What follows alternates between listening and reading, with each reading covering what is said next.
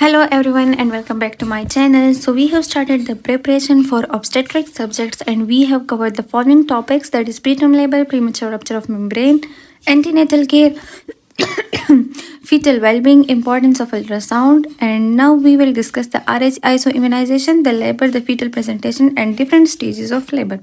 So starting from our first topic of today's, that is RH isoimmunization. So first we will read the scenario, that how it is asked in the short answer questions, that there is a PG present at 28 weeks of gestation and her HB is 8 gram per DL and blood group is B negative. Husband is B positive. So what are the potential sensitizing events and what prophylaxis can be done, and postnatal investigations for neonate and the treatment of anemia. Okay, so these questions are asked. We are having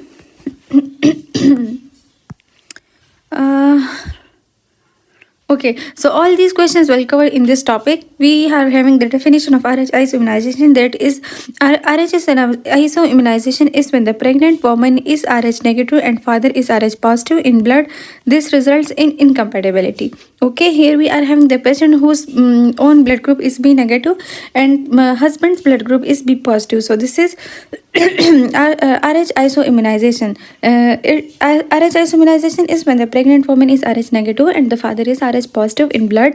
This results in incompatibility. When fetal RBCs cross the placenta and enter the maternal blood and cause sensitization of maternal blood to the fetal RBC. Okay, as there is one negative and one positive, so the fetus may be positive and the woman may be negative. So when the fetal RBCs cross the placenta and enter maternal blood and cause sensitization of the maternal blood to the fetal RBC. Now what is ABO isoimmunization? When mother blood group is O and fetus is A or B, antibodies A or B are present in the maternal circulation. Okay, when mother blood group is O and fetus is A or B, then antibodies A or B are present in the maternal circulation. Then ABO incompatibility occurs and anti-A and anti-B pass to the fetus. As mother is O and fetus is A and B, so the mother is having the anti-A and anti-B which pass from the mother to the fetus. The first baby is at no risk as IgM antibodies form. In the second pregnancy, IgG antibodies form. If RH positive fetus, the IgG antibodies enter fetal circulation from mother and cause destruction. So this causes severe anemia and cardiac failure, and this begins as early as 30 days of the gestation. Okay, what happens when there is the first pregnancy, then IgM antibodies form and there is no risk. But in the second pregnancy, the IgG antibodies form and there is risk.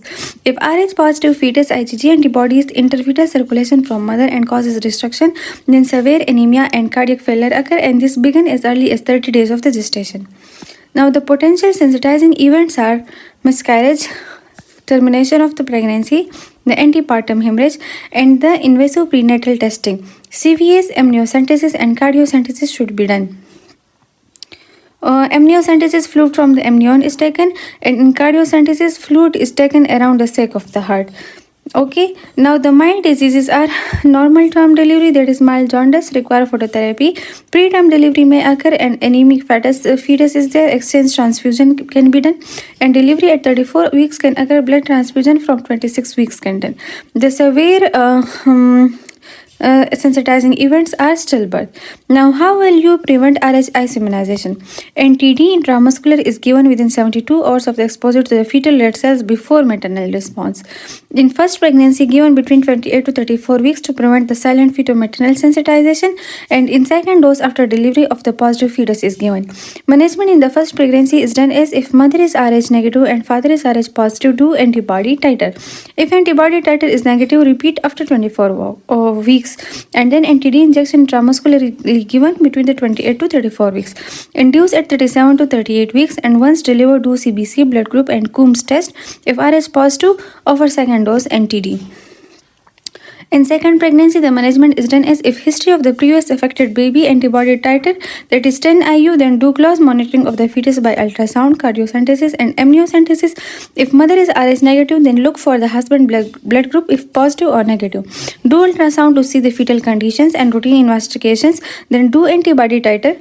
If negative, repeat 24 weeks. If father is RH negative, then between 28 weeks to 34 weeks, give prophylactic anti-D injection. Call her after every 4 weeks till 28 weeks of the gestation for follow-up on anti-RH titer.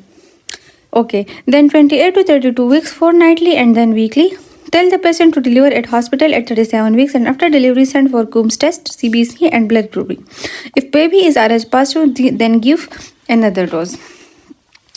If fetus is severely affected, how will you know through ultrasound? Then enlarged fetal heart will be present, SIDs will be there, pericardial effusion is present, abnormal CTG is present, polyhydramnias will be present, fetal hydrops will be present, and decreased fetal movements will be present. Okay, so what we have discussed the RH isoimmunization. We have read the scenario for it. Another scenario is here. This is that there is a PG 16 weeks pregnant with blood group A negative and regular antenatal patient of the NTH and management. Antenatal management risk in the subsequent if deliver subsequent pregnancy if they will deliver at home. So what is RH isoimmunization? It occur when the pregnant woman is RH negative and father is RH positive. Then what happened? The fetal RBCs cross the placenta and enter maternal blood and cause sensitization of the maternal blood to the fetal RBCs. Then what is ABO isoimmunization? When the mother blood group is O and fetus is A or B, then antibodies A or B are present in maternal circulation, and this is ABO incompatibility. Then NTA and NTBT passes from the mother to the fetus. Now if this abnormality occur in the first baby, then he is at no risk because the IgG antibodies form. But if this is the second fetus, then IgM antibodies form. So there is the need of where is it? IgG antibodies. If RH positive, IgG antibodies interfetus from mother and causes severe anemia and cardiac failure occur. Okay, this begin as early as 30 days of the gestation, and potential sensitization events are because of this ABO incompatibility or termination of the pregnancy, the antepartum hemorrhage, the invasive prenatal tests are done, that is amniocentesis, cardiocentesis and CVS. Then the mild diseases that may occur due to ABO incompatibility are normal term delivery, which will be mild jaundice will be present at preterm delivery, anemic fetus will be present at delivery 34 weeks, then blood transfusions will be needed. The severe outcomes are stillbirth. Then how will you prevent the RH isoimmunization? Now this is the main treatment point for RH isoimmunization. NTD intramuscular injection is given within 72 hours of exposure to the fetal red cells before maternal response. As soon as this process occurs, so you should give the NTD injection intramuscular within the 72 hours of exposure to the fetal red cells before maternal response. In the first pregnancy, it is given between the 28 to 34 weeks of pregnancy to prevent the maternal sensitization. In the second dose, it is given after the delivery of the positive fetus. Okay, once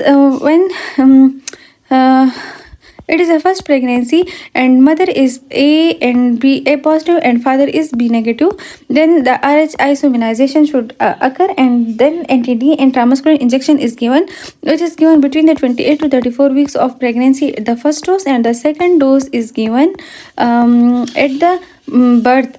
In second dose after delivery of the fetus is given. Okay, now the management is first pregnancy is done is if the mother is RH negative and father is RH positive, do antibody titer. If antibody titer is negative, repeat after 24 hours. If it is positive, then NTD injection intramuscular given between 28 to 34 weeks, and she should be induced for the labor at 37 to 38 weeks, and once delivered, then CBC, blood group and Coombs test is done. If RH positive, then offer second dose of NTD. If negative, then no dose. If it is positive, then second dose is given as soon as the birth occurs. Now in second pregnancy, if history of the previous affected baby is present, then antibody titers are done and the close monitoring of the fetus is done, that is ultrasound, cardiocentesis and amniocentesis. Now if the mother is RH negative, then look for husband blood group if it is positive or negative. Then do ultrasound to see the fetal conditions and routine investigations are done. Then do the antibody titer. If negative, repeat after 24 hours. If father is RH negative, between 28 to 34 weeks given prophylactic NTD injection. Call her after every 4 weeks until 28 weeks of gestation for follow-up on anti-RH titers, and 28 to 32 weeks fortnightly, and then weekly. Tell the patient to deliver at hospital at 37 weeks. After delivery, send for the Cumsters, the CBC, and the blood grouping. If baby is RH positive, then give another dose. Now, if the fetus is severely affected, how will you know through the ultrasound? There will be enlarged fetal heart rate, there will be ascites, there will be pericardial effusion, abnormal CTG, polyhydramnias, fetal hydrops, and fetal movements. Okay, now coming towards the next topic, that is labor.